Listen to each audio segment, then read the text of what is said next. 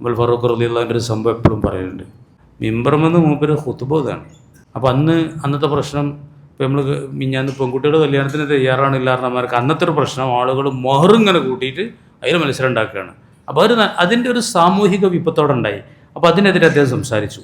മഹർ വലിയ ഓവറാക്കേണ്ട, അത് വലിയ കാര്യമാണെങ്കിൽ നബിതങ്ങൾ കൊടുക്കണ്ടേ, നബിതങ്ങളുടെ മക്കൾക്കൊക്കെ ഇത്രയും മഹർ ഉണ്ടായിട്ടുള്ളൂ എന്നൊക്കെ പറഞ്ഞു.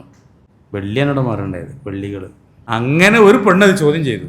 പരിശുദ്ധ ഖുർആൻ്റെ ഒരു ആയത്ത് പറഞ്ഞിട്ട്, ആ ആയത്തിൽ എന്ത് പറയണം, ആദ്യത്തും ഈതാവുന്നൊക്കെ എന്താ ഒരു കൂമ്പാരം തന്നെ കൊടുത്താലും തിരിച്ചു വാങ്ങാൻ പാടില്ല തൊലാക്കല്ലേ എന്നുള്ള ഒരായത്താണ്.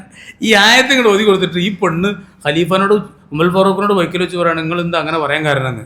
അതിൽ ഉമർ ഫാറൂഖ് എന്താ പറഞ്ഞറിയോ, എല്ലാവർക്കും ഭയങ്കര അറിവുണ്ട്, ഉമറിന് മാത്രമേ ഇപ്പോൾ അറിവില്ലാത്തതുള്ളൂ എന്ന് പറഞ്ഞു. അവിടെ ഇങ്ങോട്ട് വന്നിട്ട് മിമ്പർമ കയറിയിട്ട് എന്ത് പറഞ്ഞു, മാറ്റി പറഞ്ഞു.